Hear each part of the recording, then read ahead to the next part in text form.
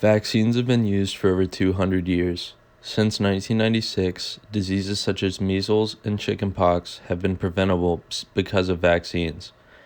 There is great concern and debate over whether parents should vaccinate their children.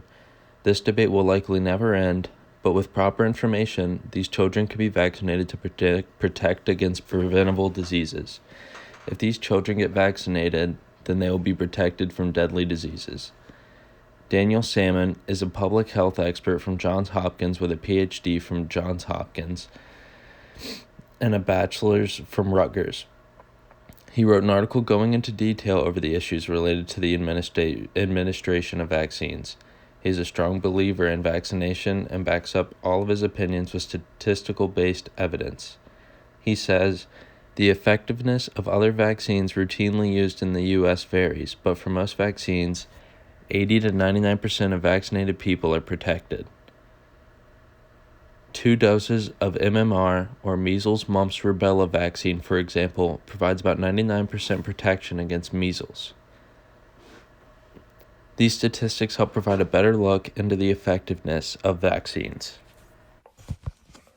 The Mayo Clinic says that childhood vaccines protect children from a variety of serious or potential fatal diseases, including diphtheria, measles, mumps, rubella, polio, tetanus, whooping cough, and others. If these diseases seem uncommon or even unheard of, it's usually because these vaccines are doing their job. These diseases once wreaked havoc on many people from past centuries. Vaccines were developed for these to prevent the contraction and spreading of these diseases. Although most people have their children vaccinated, there are still people who are unsure whether to vaccinate their children or not. If parents have their children vaccinated, then these diseases will not be spread and can possibly be eliminated. This is true because vaccines have caused 2 diseases to be eradicated from the earth entirely. The United States requires all public school students to have certain vaccinations in order to attend. This means families that must vaccinate their children in order for them to be able to get an education. Other countries, such as France, now have laws that require vaccines for newborn children, and many developed countries help poverty-stricken countries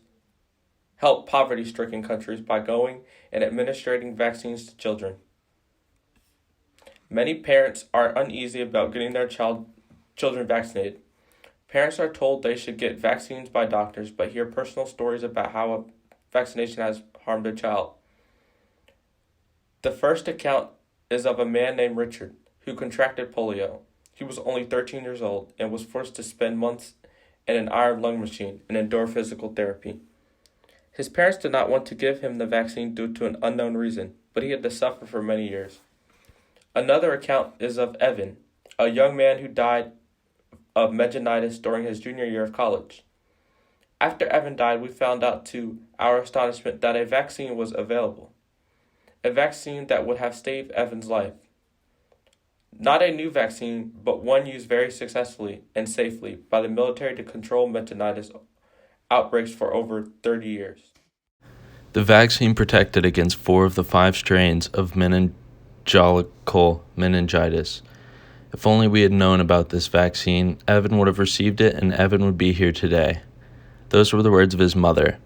This story is very emotional and written by the mother who was in the hospital with her son. She had to watch her son die a slow and painful death from a preventable disease that she was unaware of. What needs to be done is the promotion of vaccines. Many people have to do a lot of research to fully understand just how beneficial vaccines can be. If people had more access to this information, then the deaths from preventable diseases would be far less. The debate over whether vaccines should be used on children may never end, but with the help of government promotion, we may be finally able to eradicate these diseases from the earth entirely.